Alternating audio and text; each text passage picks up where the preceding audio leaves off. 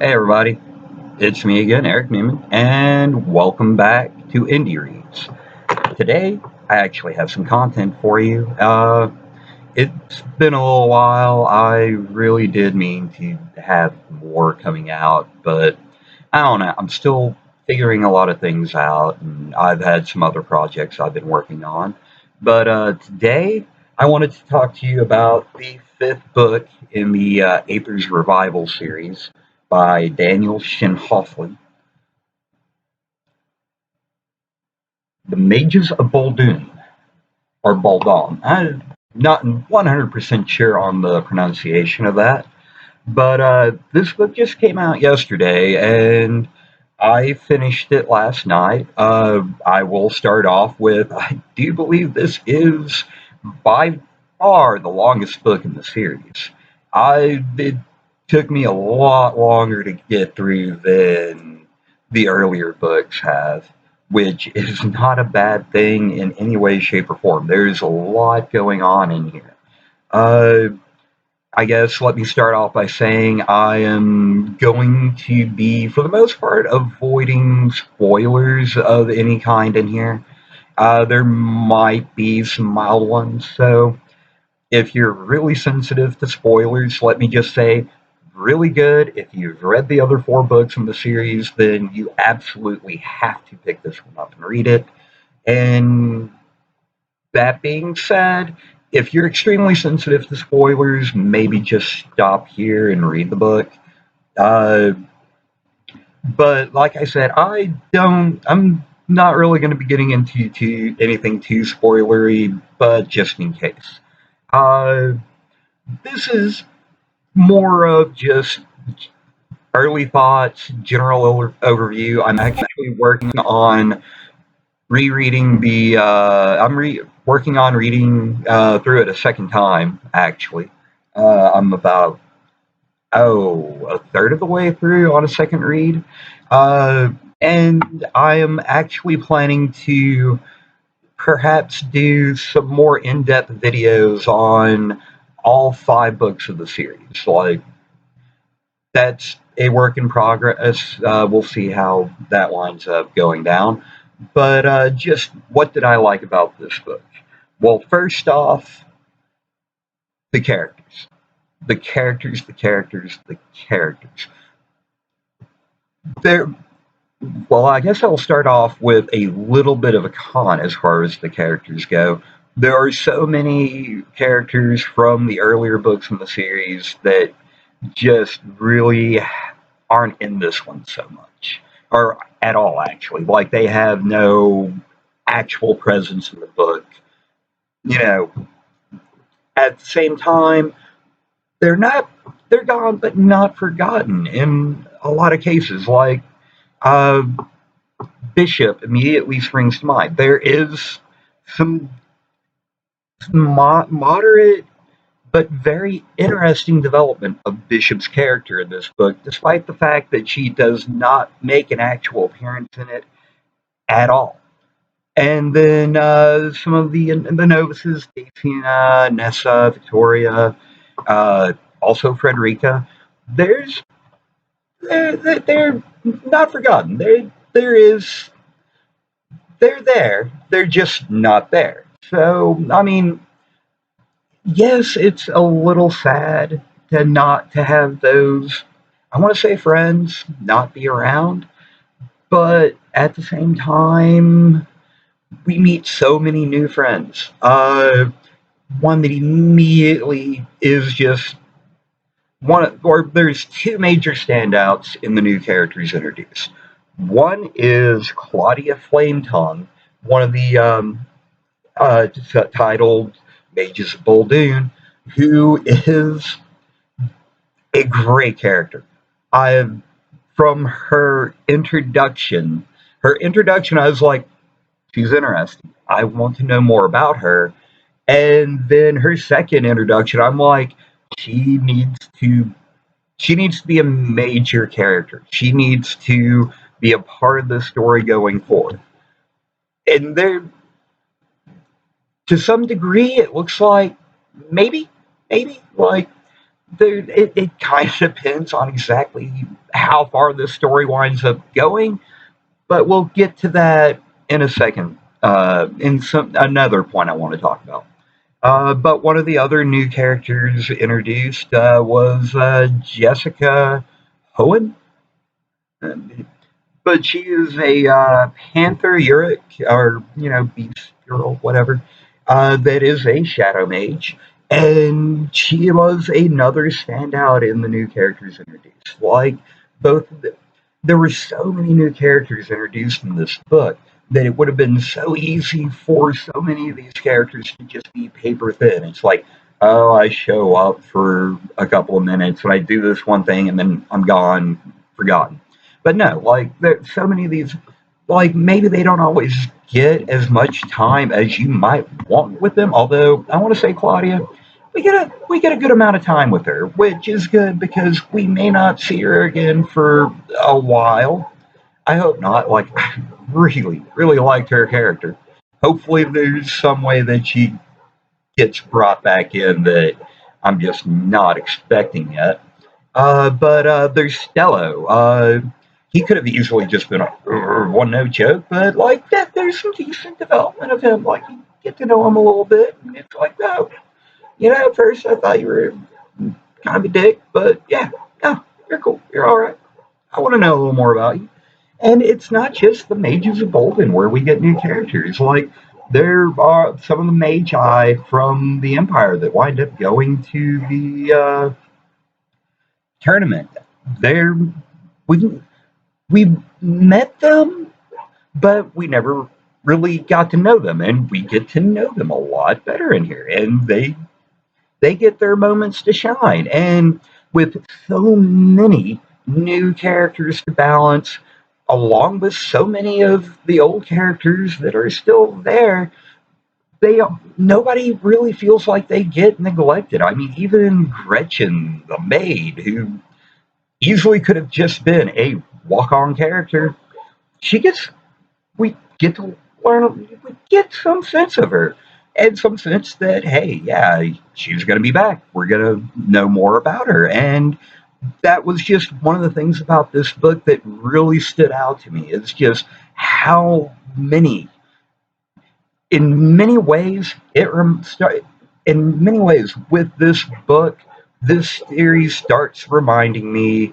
of some of the things I liked most about Robert Jordan's Wheel of Time series. Just the fact that there are these minor characters that get introduced that 2, 3 books later, they're actually really important. Like they're essential to moving certain plot lines along, and you actually wind up getting to know them really well.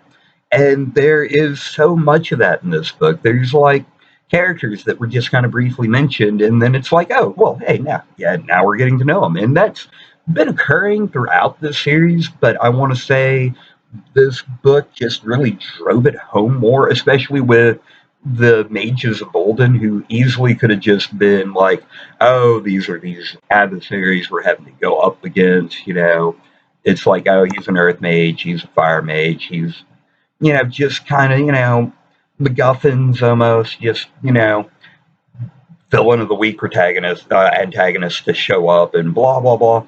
No, we get to know them. We get a sense, we get time with them. We get to figure out a little bit of what makes them tick, maybe. And so, characters, very much so. Then the other thing I want that really made this book kind of pop with me was the world building. Like, I feel like he's slowly but surely been making this world something really interesting for a while now, but I feel like in this book, with traveling far away from the academy and actually out of the empire, like it really got to drive home some of the world building stuff that I think he's been going with. And like it there are a lot of just like little things here and there, like just different traditions between the Empire and Buldoon, different different styles of dress, different staple foods, different ways of dealing with magi that, I mean, we're already kind of seeded into the story a little bit that just really, came to the forefront more in this book that makes this world seem more real and alive and so well realized. So, yes, I feel like with this book, like his world building just gelled a lot more and made the world just so much more. I'm trying to avoid just really getting into the details here because I don't want to spoil anything. Like, I mean, some of it would be minor stuff, but some people get really, they're sensitive to the spoilers. So and also I'm starting to run a little long here, so I'm just going to move on to the final thing that really popped about this book for me. And if you haven't read the series, maybe elevates this series more into the realm of must reads. And that is the fact that this book represents an opening up point, I want to say. Like, before, in the first four books, like, we were kind of swimming in the shallower end of this, story. And now with this book, we've been getting progressively kind of deeper and deeper into it. But I feel like with this book, we kind of stepped off the continental shelf and now we're in much deeper waters. Like, when I finished this book, I actually sat there for a while, just really like, how far is this story going to go?